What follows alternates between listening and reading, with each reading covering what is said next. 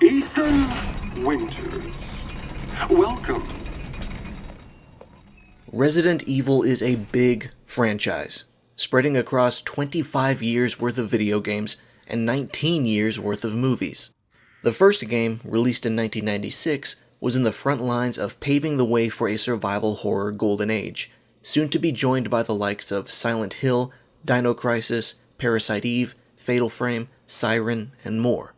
While the spin-offs often left much to be desired, the central Resident Evil titles maintained a fairly consistent quality through its early years, seeing only a couple of hiccups here and there.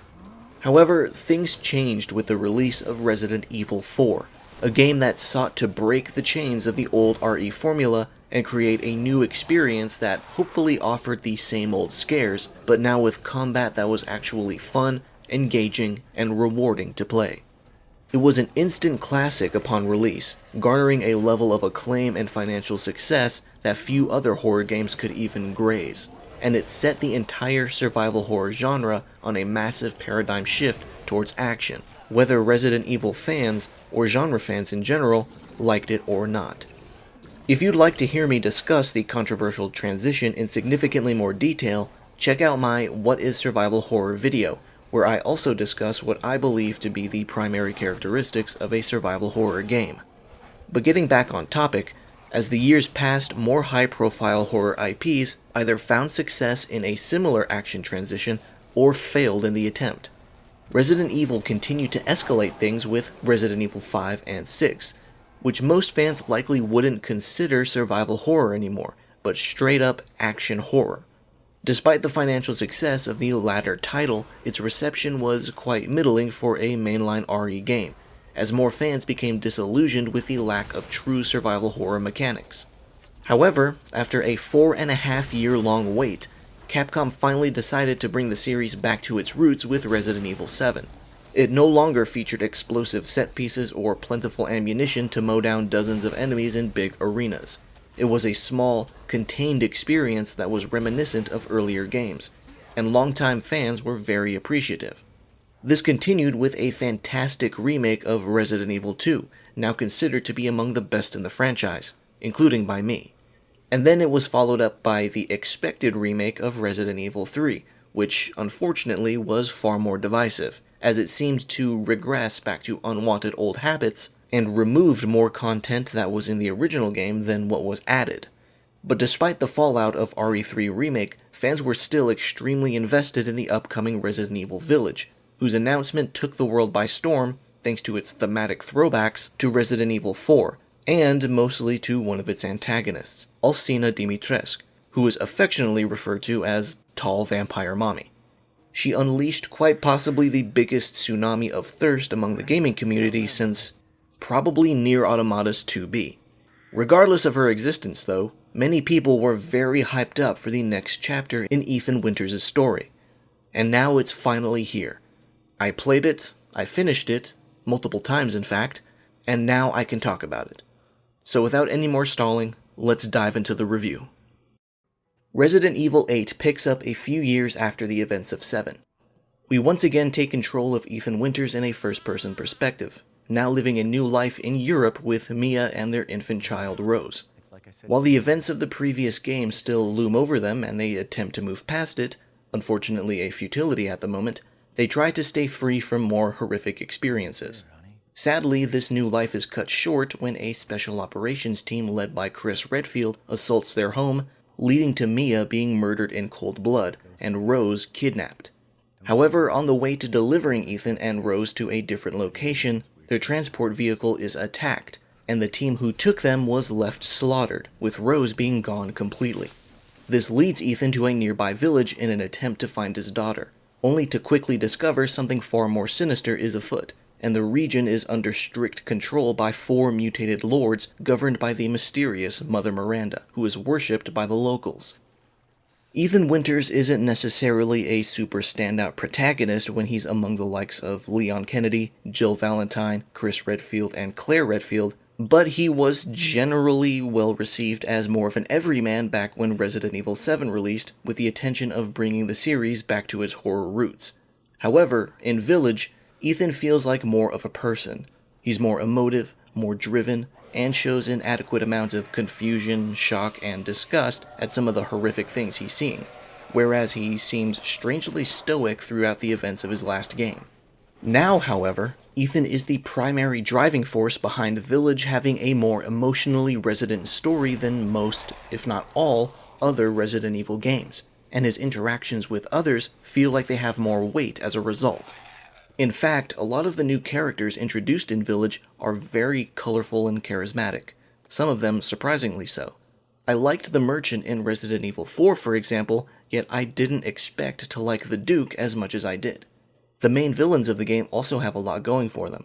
I probably don't need to go into detail about how good a character Alcina Dimitrescu is at the moment, but beyond being the target of the internet's thirst, she also manages to be a fairly intimidating presence when she's hunting you around her castle.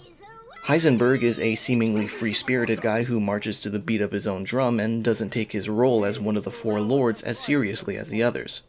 Donna Beneviento is a particularly interesting one, though unfortunately most of her backstory is limited to documents you find around her portion of the game. Moreau is probably the weakest of the four in regard to presence, but his personality is more pitiable, as he's a target of mockery and hazing among his peers and feels insecure as a result with a need to prove himself. It's a dynamic I didn't really expect him to offer, so credit where credit is due. All things considered, I'd say the four lords are probably more investing characters than the one they serve, Mother Miranda. To go further, I'd say there's definitely an argument to be made that all of them are sadly underutilized to an extent. But of course, Resident Evil games aren't typically 30-hour epics. But one thing's for sure, when you get far enough into the game, you'll notice the story still maintains the usual aspects of crazy RE plot points that longtime fans might be used to, for better or for worse, depending on your outlook. In fact, there are moments where it even leaps to new levels of insanity previously left untouched by the series. But the shocking part is that it actually works this time around. One of the first things you notice when you start up Resident Evil Village and get into the gameplay is the beautiful graphical fidelity. The use of photogrammetry allows for some remarkably detailed textures, especially for things like the skin of Ethan's hands, which you'll have on screen a lot of the time considering the perspective, obviously. But environmental textures are similarly high quality, particularly the interior of the castle, which we've been able to see for some time now thanks to the various demos that have come out. The variety of guns you'll be unlocking in the game also bear some jaw-dropping detail, which you can admire to your heart's content when examining them. The game's visual capabilities shine a lot when objects with many intricate accents and moldings are front and center in a dimly lit room. There's occasional moments of texture pop-in, but it's not commonplace. Speaking of light, there is a ray tracing option in the PC and current-gen versions of Village. I played the PlayStation 5 version, so I had the choice of turning it on. And since I heard about the game maintaining a surprisingly solid frame rate with it enabled, I decided to follow through. And the statements were true. Village actually does reach 60 frames per second and even manages to stay relatively close to it in most action sequences with ray tracing turned on. Unless I'm misremembering something, I think this is the first game to achieve this on console. Granted, the game's ray tracing method isn't terribly robust. Reflections aren't at the same maximum resolution as the asset they're reflecting, but they and other lighting-based details are there, and they interfere with performance very, very little.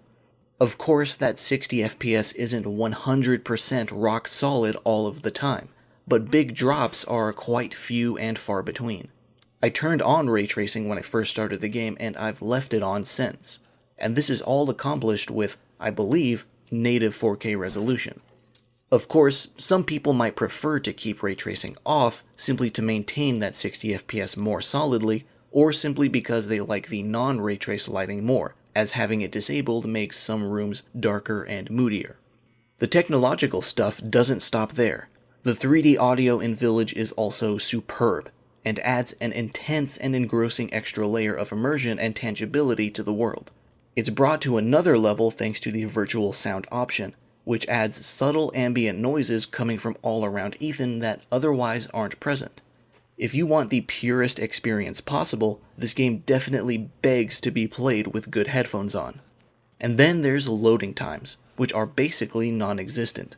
If you played the demo on current-gen consoles, you'll probably remember a loading screen that said to press a button to continue after loading was finished, which took 2 seconds at most. In the final product, that screen is completely gone, because there's no use for it. Village loads so insanely quickly the entire process can be hidden in a basic fade to black, which is really impressive considering the visual fidelity of the game. Furthermore, I think there's some extra praise to be given due to the sheer fact that the PS5 version of this very great looking, great sounding, and well performing game comes in at under 30 gigabytes in size. If you've seen my video about growing video game file sizes, then you know I hate morbidly gluttonous games that take up more space than it feels like they're worth. And somehow, Village is extremely light on my storage space. Everything I've spoken about in regards to visuals, audio, and performance is all a testament to how remarkable Capcom's RE engine is. If there's any sort of downside to the technological aspects of this game, it's the fact that the utilization of the DualSense's features are pretty lackluster, with the haptic triggers only being used to add varying levels of weight to different guns. Such an implementation is pretty par for the course so far into the console's life. Now let's finally get down to the gameplay. Village will no doubt be another point of contention about whether or not it's a real Resident Evil. But frankly, at this point, the series has thoroughly explored the entire scale between pure survival horror and full-on action horror, and now is simply the search for the perfect middle point between the two extremes. So where does Village sit between, say, Resident Evil 1 Remake and Resident Evil 6, which are more or less the representatives to their respective side of the scale? If I had to set Village somewhere, I'd say it's at least within reach of the exact center, maybe with a slight lean to the action side. But it changes depending on which section of the game you're playing. Don't take that to mean Village completely throws out all the traditional Resident Evil gameplay facets, because it doesn't. For example, the titular Village plays a very important part, not just narratively, but structurally. It's the support beam keeping up the game's beautifully designed map. The game has several chapters, so to speak, where Ethan goes after each of the 4 lords, and between each of those segments, the player is brought back to the village where there's always additional things to unlock and discover with new resources acquired in the most recent outing. Despite having you leave and return several times, the game manages to give new reasons to partake in another round of exploration every time you come back, and the rewards are always worthwhile. It probably goes without saying, but the informative map is back to tell you when you've cleared a room out of all discoverable loot. This isn't to say the outer areas of this spoked world design are bad either. Whenever Ethan begins a new hunt for a different lord, the game changes dynamics and becomes a little bit more different than before. The first area you venture to outside of the village is Castle Dimitrescu, which is its own self-contained homage to earlier Resident Evil games, as you'll constantly be going back and forth between rooms to solve puzzles and collect keys to unlock more doors that lead to more progress, and eventually you'll be chased around by the lady of the house herself. It's like a love letter to the Spencer Mansion or the RPD station, and I imagine it'll probably be the favorite portion of the game for a lot of people. Then there's House Beneviento, home of Donna and her living doll Angie. And this is definitely another contender for fan favorite because it's this portion of the game where all the action is thrown out, quite literally because Ethan's guns are actually taken away from him, and the game basically transforms into Silent Hill, and it is terrifying. I've always held the opinion that Resident Evil games aren't really that scary, but this vertical slice of Village has me second-guessing that idea. I'm almost certain that Capcom created this sequence specifically as a preemptive response to people who assumed that this game wouldn't focus on scares. It features quite possibly the most grotesque and unsettling monster in the entire franchise, and you can't even defend yourself against it. House Beneviento has a very strong claim to being the scariest and most hauntingly atmospheric singular area in any Resident Evil title. Then Moreau's area is basically one long set piece where you have to navigate through a flooded reservoir and avoid being devoured by a giant fish. And Heisenberg's Stronghold is the action-focused section that has Ethan acting as a one-man army against a horde of Lycans, basically the opposite of House Beneviento.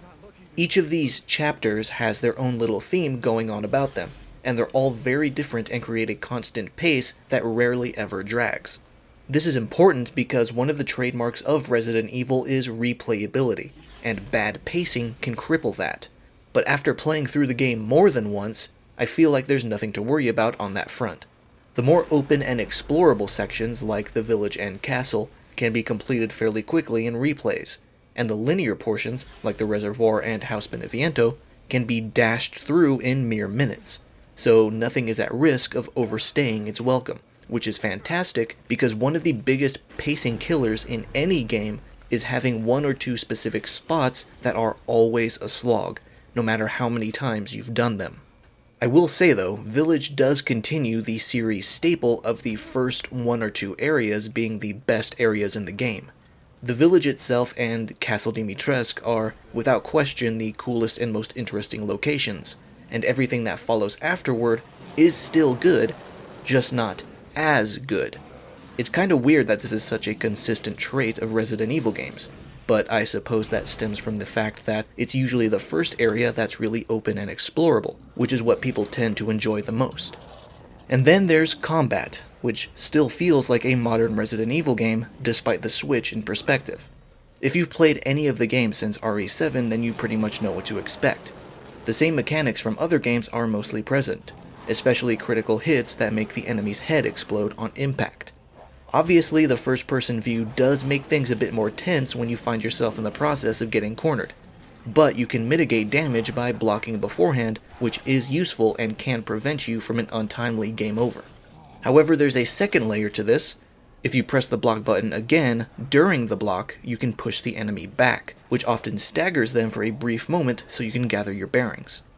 As one would hope for a Resident Evil that's a bit more action-oriented, the weapons themselves feel great to use, especially the guns that are meant to be more powerful, like the shotguns and magnums. I love using them when I get the chance, not just because they actually are strong in terms of statistics, but because they feel strong too. Very satisfying. There's also explosives like pipe bombs and mines, which are also incredibly useful in their own right, thanks to both their incredible power and their generously large blast radius. You do not need perfect aim when you're tossing a pipe bomb, and thank God for that, because sometimes I just chuck them in a panic without even knowing where they'll end up. But they still get the job done in spite of that. Combat just generally feels intuitive, reliable, and fun to partake in, with lots of potential tools to help you in many different situations. Enemy variety is typically a pretty important deal in Resident Evil, but it's also one of the spots where I found 7 to be weak in. To be frank, I thought the molded were kinda boring. There were normal molded, crawling molded, fat molded, and that's pretty much it. They were scary at first, and can even give some late-game spooks due to good placements, but design-wise they were pretty uninteresting and not terribly fun to engage with. Thankfully, Village suffers from no such issue. It diverges from the usual enemy pool of virus-infected zombies and mutants to straight-up vampires, werewolves, and mechanized abominations. There's many different types of enemies, and it no longer feels like you're doing the exact same thing over and over to deal with them. There's your typical slow, shambling cannon fodder that's only a threat in numbers. You have your Lycans who are agile and quite sturdy, so it's easy to accidentally waste ammo on missed shots if you're not used to them. And there's guys called Soldats, who are mechanically enhanced and fairly tanky unless you aim for the weak spot. But the bestiary doesn't stop there. Village has a good selection of optional mini-bosses too, big badasses that grant a massive reward for their defeat. They're scattered around the map throughout certain points in the story, periodically creating even more reasons to be thorough in your scouring, but make sure you stay stocked up on ammo because these bastards don't go down easy. Then there's boss fights, which, historically within the franchise, aren't always great. Usually there's at least one in each game that isn't very fun. Oftentimes it's because the gimmick for that fight, whatever it may be, just gets in its own way. For example, I wasn't a big fan of the fight against Marguerite in Resident Evil 7. It was spooky and atmospheric, yes, but mechanically I found it pretty annoying. The rogues gallery in Village, however, is just great all around. In my multiple playthroughs, I never dreaded any particular encounter. In fact, I looked forward to most of them, and they help contribute to that excellent pacing I mentioned earlier. Speaking of rewards for scouring, the game throws a lot of items at you, mostly ammunition, money, and, you guessed it, crafting materials. However, unlike the past few Resident Evil titles, the crafting materials in Village do not take up any inventory space, and hallelujah, what a welcome change that is. Of course, this is likely due in large part to the fact that there are no item boxes in the game, meaning the only items that you have are the ones currently on your person. Regardless, you're now allowed to hoard as many materials as your heart desires, and only ever use them when you absolutely need to. The same goes for treasure that you're meant to sell to the Duke for a fat sack of lay. The only things in this game that take up space in your inventory are guns, ammo, first aid, lockpicks, and meat. Oh, did I not mention meat yet? You can actually hunt in this game.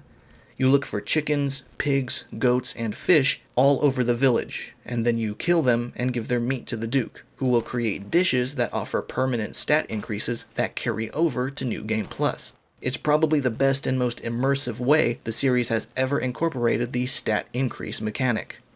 While we're on the topic of items and item management, we've been graced with the long-awaited return of the attaché case inventory system, which hasn't been seen since Resident Evil 4. I've always wanted this system to make a comeback because it actually made item management fun for me. It's almost a built-in minigame in itself. Taking a minute or two every couple of hours to rearrange my stuff so it's nice and neat is a relaxing little break from the scares and fighting. It's a system that more encourages active organization as opposed to adding a passive layer of challenge, because if you're a total slob who doesn't keep your inventory neat, you may run into a situation where you have 8 or more free squares that are scattered around, yet still can't fit a new item in because it takes up a 2x2 square of real estate which you don't have. It's admittedly a more generous system than in previous games, because if you're smart and buy increased storage space as soon as it's available, you'll probably never run out. However, it's still balanced in the sense that, due to the lack of item boxes, you can no longer store things that you don't need. If you try to hoard weapons, for example, you'll use up your space immediately, so you have no choice but to sell them to make room, which means buying them again at sometimes twice the price you sold them if you want them back. Basically, I love the attaché case system and how it affects item management, and I hope more future Resident Evils use it. The inventory isn't the only thing that's greatly inspired by Resident Evil 4 either. The Duke's shop and services function very similarly to the merchants.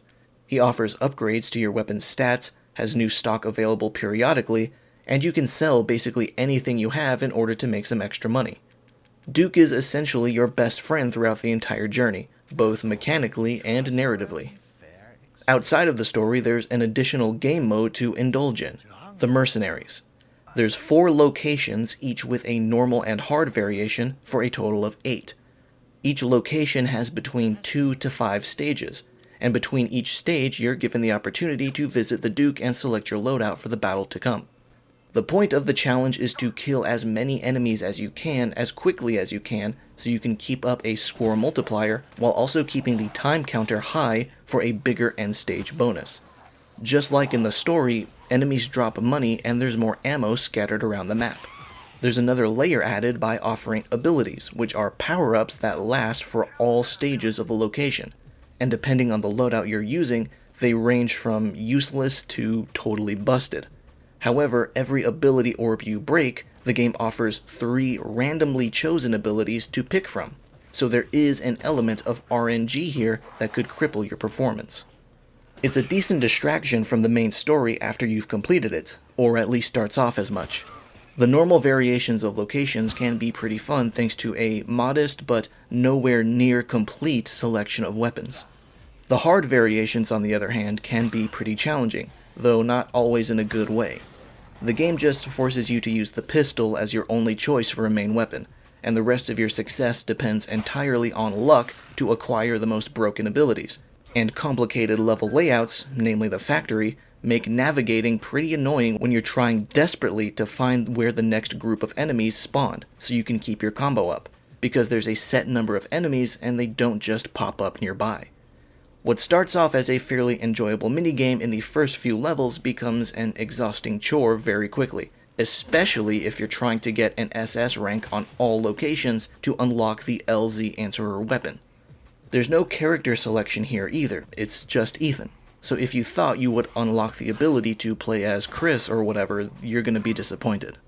And despite its name, it's probably closer in structure to raid mode from Resident Evil Revelations than it is to past iterations of the minigame. Frankly, I think this Mercenaries would have been better if it just put you in a small area and infinitely spawned enemies at you to test how long you could last, instead of making you go on a wild goose chase with only a fraction of the weapons you know the game has. I was pretty excited at the idea of Mercenaries returning, but I find it pretty lackluster this time around, though I do see others enjoying it immensely. After playing the absolutely stellar story, this just feels like an afterthought in comparison. Beyond that, your other choice once you've completed the game is to dive back in. There's a new Game Plus feature I mentioned earlier, and it allows you to load completed game data to start a new game on a different difficulty, with every item, weapon, lay, and stat increase you finished your last game with. The extra content store is also back and offers character models, concept art, new weapons, and infinite ammo cheats you can purchase with completion points acquired by accomplishing certain challenges, and there are a lot. If you're a really good player, you might immediately get over 100,000 points upon finishing the game for the first time. As I said before, Resident Evil games focus on replayability, and Village offers incredible incentives to dive in again, including a very hard difficulty setting called Village of Shadows, which is unlocked after finishing the story on casual, standard, or hardcore, and it is fucking tough. Not only are enemies sturdier and more powerful, but they're insanely aggressive and their placements are changed, meaning later game enemies now show up earlier. And when I say they're powerful, I mean it. Your health is immediately sent to critical condition in 1, maybe 2 hits if you're lucky. If you're ever going to activate infinite ammo, it'll be for this difficulty, because you will want to spend all your money and materials on first aid. Like with almost every Resident Evil that comes out, I'm sure a small portion of the fanbase will argue until they're blue in the face about how it's not a real Resident Evil. But at this point, the only ones saying that are the ones huffing nostalgia paint. There's also the topic of game length, which varies a lot, especially when the in-game timer doesn't seem to count time on cutscenes or retries due to deaths. So hours played might be skewed towards the lower end. My first playthrough was, according to the in-game timer, about 8 hours and 40 minutes, but in real time I'd say it's probably between 9 to 9.5. And honestly, that is a perfect length for a Resident Evil game played at a fairly brisk pace. I've seen people play extra slowly and carefully and hit 15 hours or so. It all depends. Regardless, the replayability for Village is still very high, and I played through the game 4 full times and started a 5th before publishing this review. Overall, Resident Evil Village is yet another home run for the series, which is showing no signs of slowing down, losing focus, or running out of new ideas, regardless of how many remakes Capcom releases. It's a beautiful game with great combat, great world design, tight pacing, memorable scares, a colorful new cast of villains, and a lot of reasons to play through it over and over again. In comparison to Resident Evil 7, I struggled to think of any aspect where Village is not just a straight upgrade. I would say 7 was more consistently scary, but House Beneviento had enough spooks to last a whole game as far as I'm concerned. Generally, Village leans more towards feeling adventurous with periodic moments of scariness, and that's perfectly fine, because the game pulls that off excellently. I don't necessarily have to be actively scared to have a good time with a Resident Evil game. At the end of the day, it's up to the individual and what they expect from an RE title to decide whether or not Village reaches the same level as Resident Evil Remake, 2, 4, or 2 Remake. But for me personally, it is within the grasp of that level, if not there entirely. If someone were to say that Village is their new favorite, I would understand completely. It's just a fantastic game, and a fantastic start for the franchise on a new generation. I must say this game wears its Resident Evil 4 influence on its sleeve, to the point where part of me is second-guessing the necessity of its eventual remake. But who's to say that it won't feature minor story adjustments to relate its events to Village? Perhaps Resident Evil 4 Remake could end up being more of a complementary game as opposed to a redundant one. We'll have to wait and see. But if it's anywhere nearly as good as the original or this, then it'll be fine. This concludes my review of Resident Evil Village. Thank you for watching, and I'll see you around. Didn't think anyone was left. You must be pretty tough, huh?